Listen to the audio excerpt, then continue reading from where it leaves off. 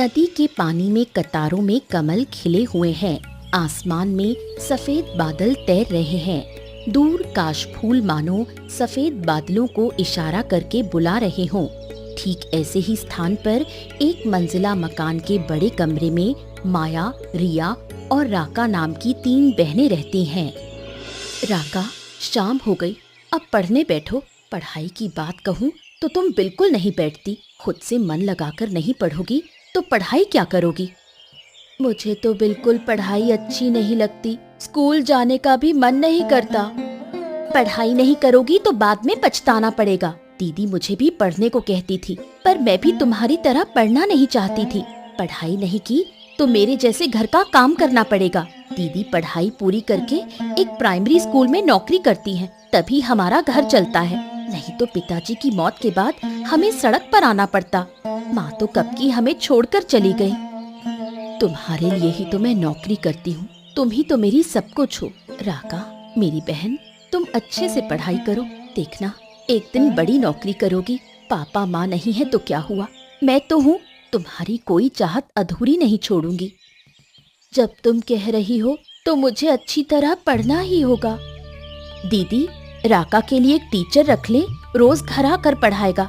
Class 9 में है, teacher नहीं रखा तो अच्छा रिजल्ट नहीं आएगा। सही कह रही हो, कल स्कूल जाकर बात करनी होगी। गणित और अंग्रेजी अच्छे से पढ़नी होगी। जब तक टीचर नहीं आता मैं ही राका की पढ़ाई देख लूंगी। ये तो बहुत अच्छा होगा। रात के लिए खाना बनाना होगा। दीदी, अब क्या बनाऊं? मैं भी तुम्हारे साथ चलती हूँ। रोज तुम अकेले अकेले खाना बनाती हो। तुम्हें जाने की जरूरत नहीं। तुम पूरे दिन स्कूल में रहती हो, फिर घर आते वक्त बाजार से सामान भी लाती हो। तुम्हें बहुत थकान होती है दीदी, तुम आराम करो। बस बता दो क्या बनाना है। दीदी, मेरा मांस वाली खिचड़ी खाने का मन कर रहा है। अच्छा, राका का मन मांस वाली खिचड़ी का है तो वही बना लो। ठीक है।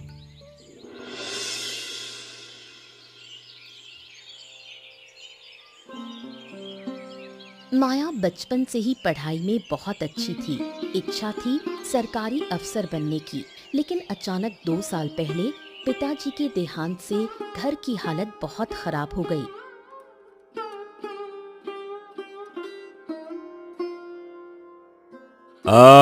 क्या बात है माया मैडम, मतलब आप 1 मिनट भी आराम से नहीं बैठ सकती हैं। जब देखो काम करती रहती हैं। अब देखिए ना, अभी आपकी क्लास नहीं है, फिर भी आप बैठकर कॉपी चेक कर रही हैं।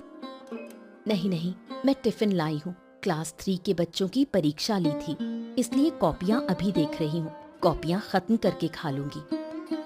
मैडम, आपकी उम्र हो गई है, अब शादी ब्याह कर लीजिए। ऐसा कब तक चलेगा? अकेले अकेले जिंदगी काटना बहुत मुश्किल है। अभी तो समझ नहीं रही हैं, लेकिन बुढ़ापे में अकेलापन बहुत सताएगा। अगर कहें तो मैं आपके लिए लड़का देख सकता हूँ। मेरे पास अच्छा लड़का है। शादी की बात मत कीजिए, मुझे अच्छा नहीं लगता। मैं अपने तरीके से रहना चाहती हूँ। आप बार बार शादी की बात मत करिए, मुझे बहुत असहज लगता है। हाँ, जानता हूँ आप इस बारे में बात करना पसंद नहीं करती, फिर भी हकीकत सोचकर बोल देता हूँ। अब देखिए, अब बुरा मत मानना मैडम। नहीं, मैंने बुरा नहीं माना। हाँ, एक बात पूछनी थी। क्या कोई है जो क्लास 9 की अंग्रेजी पढ़ा सके? एक है, बहुत अच्छा अंग्रेजी और गणित पढ़ाता है, हमारे गांव का विवेक। उसका तो नाम भी अच्छा है, मैं आज ही कह दूंगा। लेकिन घर आकर पढ़ाने का मेहनताना थोड़ा ज्यादा लगता है। आप बात कर लीजिए, मेहनताने की चिंता मत कीजिए। मेरी छोटी बहन को पढ़ाना है, आज ही बात कर दीजिए। माया के घर से कुछ ही दूरी पर व्यापारी अमित रहते थे। धन संपत्ति में वो बहुत संपन्न थे, लेकिन घर में सुख नहीं था। पत्नी ममता बहुत लालची थी और इकलौता बेटा आवारा। किसी काम में उसकी जरा भी रुचि नहीं थी। अरे क्या कहूँ, इतनी रात हो गई है, तुम्हारा बेटा अभी तक घर नहीं आया। दिन भर बाहर करता क्या रहता है? बाहर बाहर रहने से जिंदगी चलेगी हैं? मैंने मेहनत करके ये सब कुछ कमाया है, बाप का पैसा उड़ा रहा है। खुद कमाता तो ऐसे पैसे नहीं उड़ाता। हमारा इकलौता बेटा है, तुम्हारा सब कुछ तो उसी का है। ऐसे ही चलता रहा तो तुम्हारा ये आवारा लड़का है ना, इससे कोई शादी ब्याह नहीं करेगा। अरे भाई उसको समझाओ, अब कहो कि कुछ काम धंधा करे। पढ़ाई भी ठीक से करी नहीं, मेरा कारोबार अब उसी को संभालना होगा, समझाओ उसको। उसकी शादी के लिए मैंने सोच रखा है, लड़की तो हमारे पड़ोस में ही है। लड़की? किसकी बात कर रही हो? कौन है वो? माया की बात कर रही हूँ।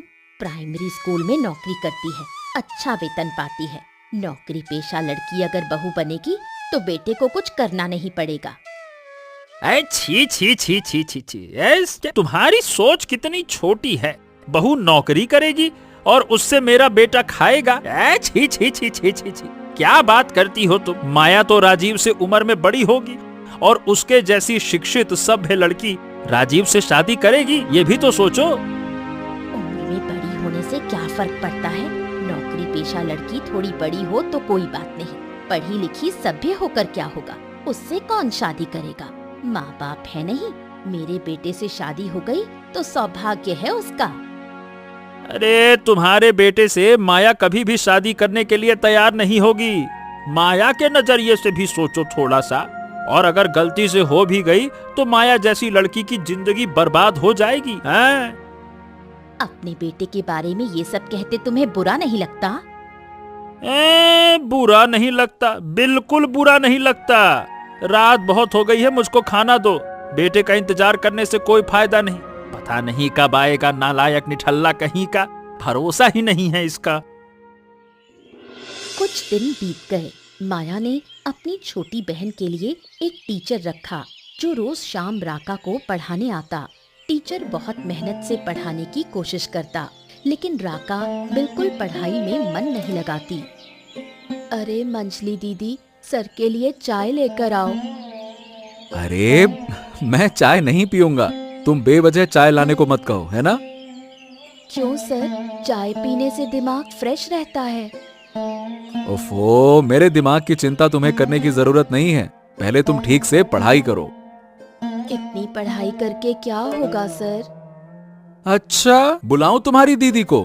कल तुम्हारा अंग्रेजी और गणित का टेस्ट लिया था, 100 में से कितने आए थे पता है? बताओ। कितने सर? अंग्रेजी और गणित दोनों में आए थे 33 नंबर, मतलब एकदम बाउंड्री लाइन पे पास हुए हो। इतने कम नंबर से काम नहीं चलने वाला है, और पढ़ना पड़ेगा, आगे बढ़ना है ना? सर, जरूरत से ज्यादा नंबर लाने की क्या जरूरत है? अरे बेटा, तुम्हें शर्म वरम नहीं आती क्या? इतना बेशर्म स्टूडेंट मैंने कभी ना देखा। शर्म क्यों आएगी सर? जरूरत से ज्यादा चीज मुझे जिंदगी में नहीं चाहिए, इसलिए मैंने इम्तिहान में 33 ही लिए। सारे सवालों के जवाब आते थे, पर मैंने जानबूझकर नहीं लिखे। अरे ये लड़की पागल वागल है क्या? ओहो, इस पागल लड़की को पढ़ाते पढ़ाते तो मेरा भी दिमाग खराब हो गया।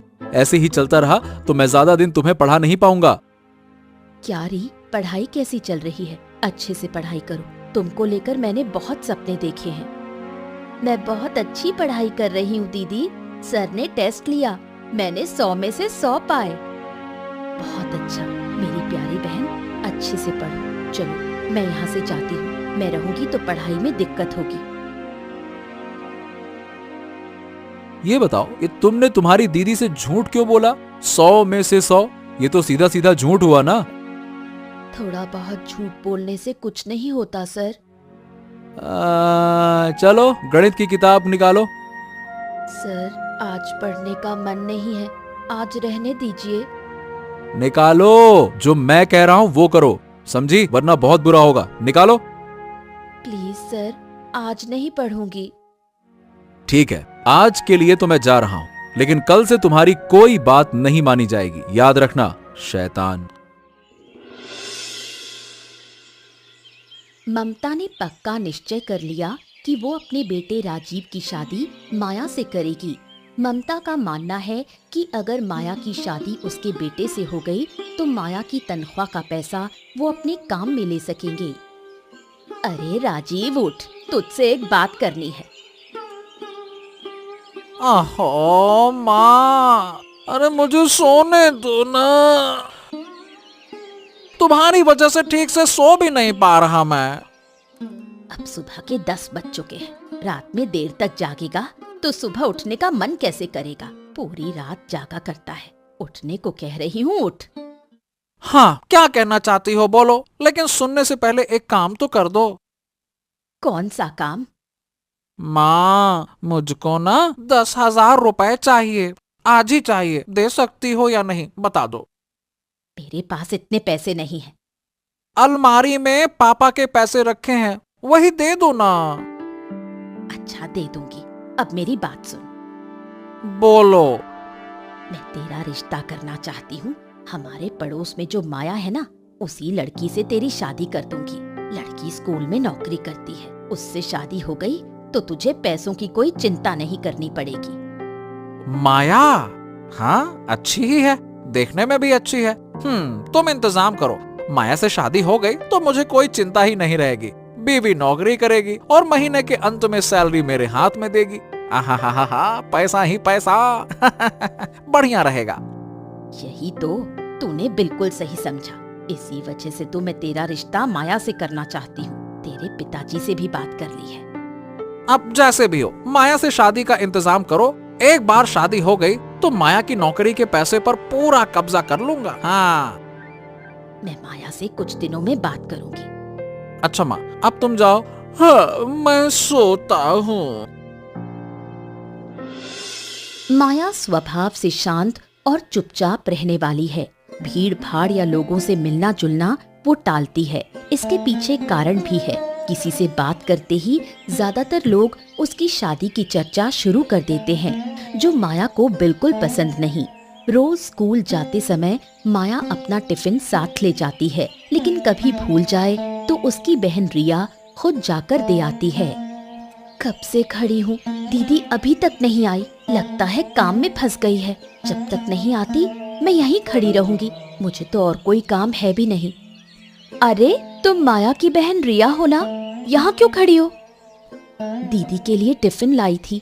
काफी देर से खड़ी हूँ, दीदी अब तक नहीं आई। फोन किया था, बोली 10 मिनट में आ रही हूँ। आधा घंटा हो गया, अब तक नहीं आई। फोन भी नहीं उठा रही। तुम्हारी दीदी तो हमेशा काम में ही व्यस्त रहती हैं। मैं उन्हें कहती हूँ कि इतनी मेहनत मत किया करो, अपनी सेहत का भी ध्यान रखो, पर वो ऐसी बातों पर ध्यान नहीं देती। दीदी मेहनत करना पसंद करती हैं, कहती हैं मेहनत करने से जीवन अच्छा हो जाता है। अचानक एक जरूरी काम आ गया था, इसलिए देर हो गई। तू काफी देर से खड़ी है, तुझे तकलीफ हुई ना? चल ऑफिस में जाकर थोड़ा बैठ।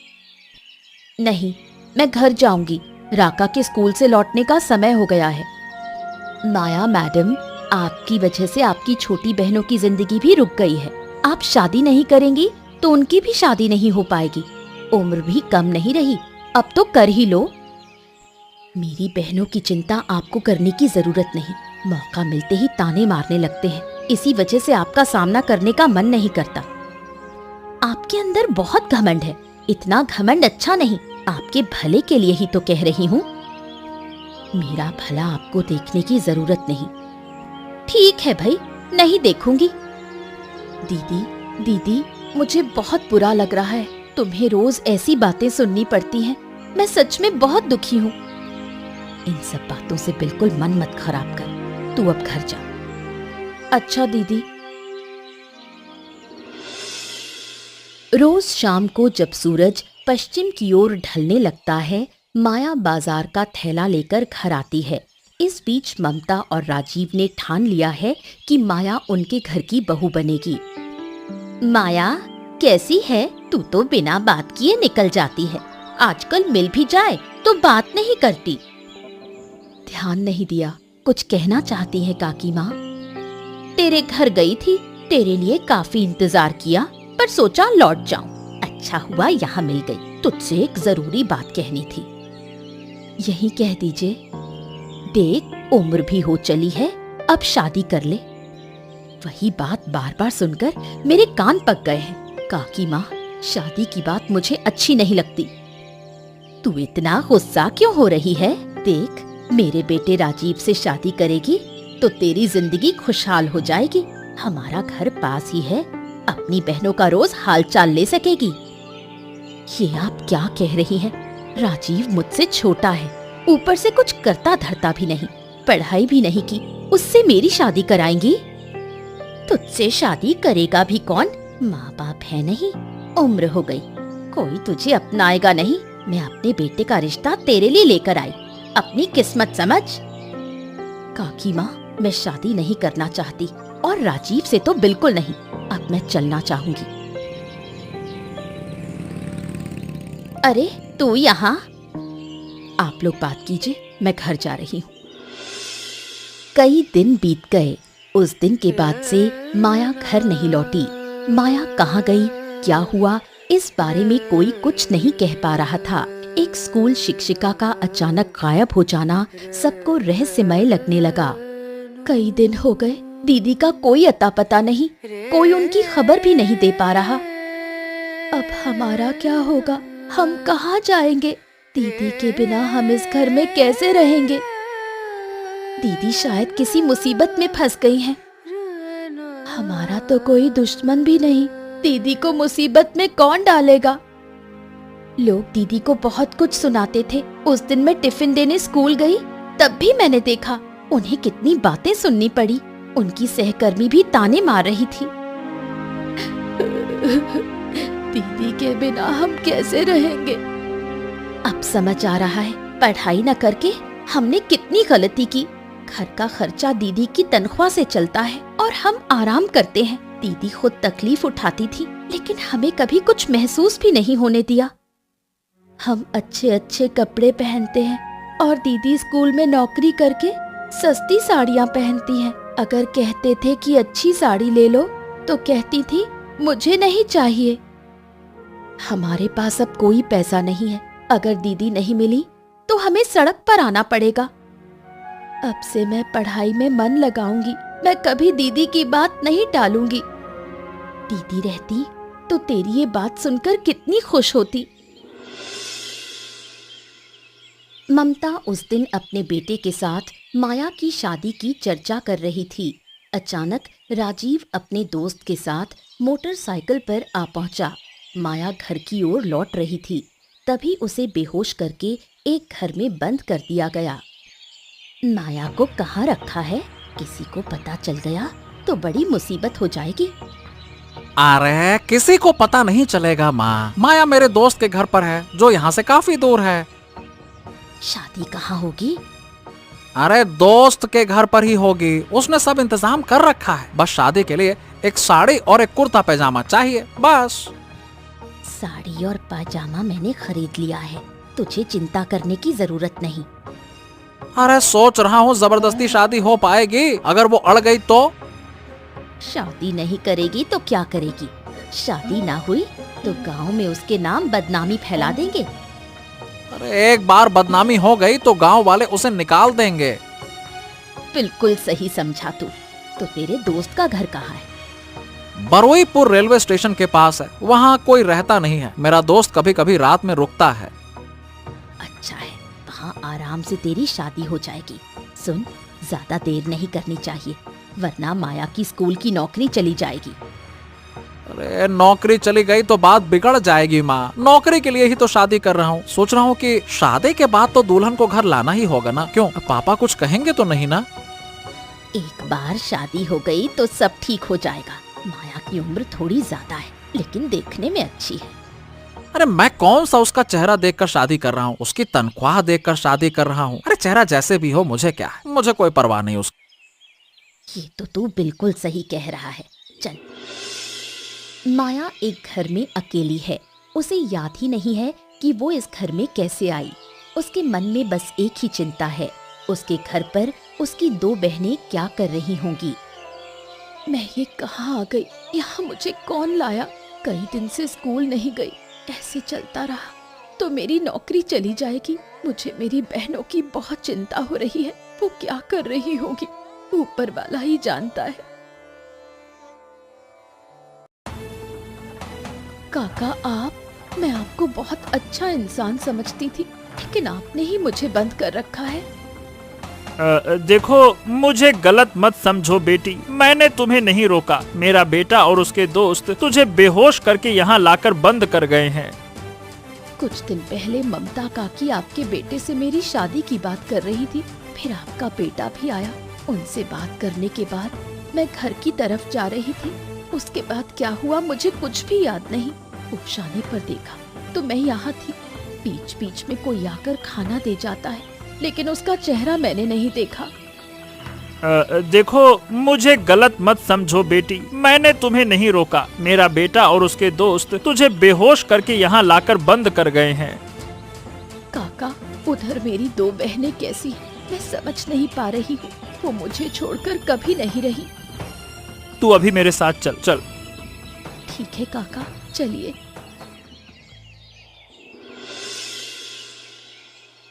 अमित माया को लेकर उनके घर पहुंच जाता है। माया घर लौट आई है, ये राजीव और ममता को पता नहीं है। माया के घर आने के बाद रिया और राका के मन में आखिरकार शांति लौट आई। दीदी, इतने दिन हम किस हाल में थे ये हम तुम्हें नहीं बता सकते।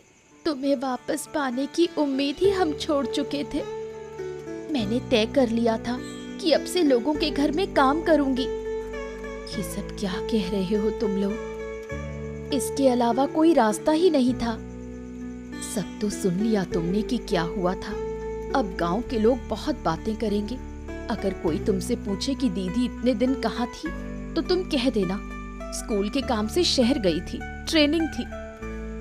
तू घर पर नहीं थी, हम किसी को कुछ कह नहीं पाए। लोग जान लेते तो बुरा मानते। तेरे स्कूल के हेडमास्टर भी तेरी खोज में आए थे। स्कूल जाकर क्या कहेगी? वही सोच रही हूँ, देखती हूँ क्या कहा जा सकता है।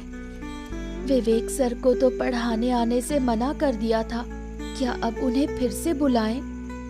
अच्छा, मैं फोन करके कल ही आने को कहूंगी, लेकिन तुम्हें अच्छी तरह पढ़ाई करनी होगी। पढ़ाई नहीं करोगी तो जिंदगी गुजारना बहुत मुश्किल हो जाएगा। दीदी, अब से मैं तेरी बात मानूंगी, मन लगाकर पढ़ाई करूंगी। आज अगर मेरी पढ़ाई पूरी हो जाती तो मैं नौकरी कर पाती। आजकल मैट्रिक पास का कोई मूल्य नहीं। तू फिर से पढ़ाई शुरू कर। तेरी ऐसी उम्र नहीं हुई कि पढ़ाई नहीं कर सके। सच में अगर मौका मिला तो मैं पढ़ाई करूंगी। दीदी, मैं फिर से पढ़ना चाहती हूँ। दीदी, लेकिन उस शैतान राजीव को कोई सजा नहीं मिलेगी। उसे तो जरूर सजा देनी होगी, वरना वो फिर नुकसान करने की कोशिश करेगा। दीदी, तू सावधानी से आना जाना करना। जरूरत हो तो स्कूल में किसी से कहना कि तुझे घर छोड़ दे। चिंता मत कर, मैं सावधान रहूंगी।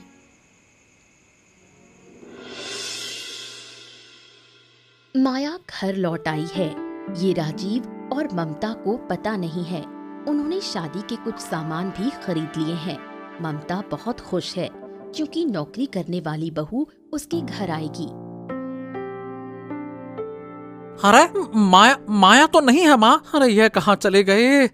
इस घर से किसी तरह भाग तो नहीं सकते थे। तेरे दोस्त का हाथ है। इस घर की चाबी तेरे दोस्त और तेरे पास ही है।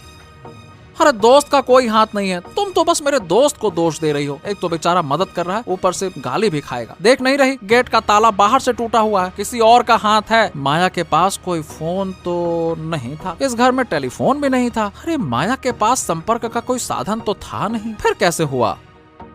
तो फिर भागी कैसे? घर गई है ये खबर भी तो हमें नहीं मिली, तो भागकर गई कहाँ? वही तो, भागकर जाएगी कहाँ? मैं तो उसी से शादी करूंगा। माया के बिना मैं किसी और से शादी करूंगा ही नहीं। जिस दिन हम माया को लेकर बात कर रहे थे, तेरे पिताजी ने सुना तो नहीं? अरे ये क्या कह रही हो तुम? पिताजी ने सुन भी लिया तो क्या? माया को यहाँ से पिताजी कभी नहीं ले जा पाएंगे। यहाँ बैठकर और क्या होगा? चल घर चलते हैं। मेरा ना मूड बहुत खराब हो रहा है माँ। मन तो कर रहा है कि सब कुछ तहस नहस कर दूं। जो चाहता हूँ वो करके रहूंगा, देख लेना। अगर ना मिला ना, सब कुछ बर्बाद कर दूंगा मैं। बेटा, तू शांत हो। तेरी शादी माया से ही होगी। मैं वादा करती हूँ माया को तेरी बहू बनाकर लाऊंगी। जरूरत हुई तो तेरे पिताजी से प्रस्ताव भिजवाऊंगी। अरे पिताजी को मेरी बात की कोई अहमियत नहीं है और इस बार भी नहीं होगी। पिताजी पर भरोसा मेरा है ही नहीं। अगर माया ने मुझसे शादी नहीं की तो मैं उसके चेहरे पर एसिड डाल दूंगा। ये तू क्या कह रहा है बेटा? जरा शांत हो जा। चलो घर चलो।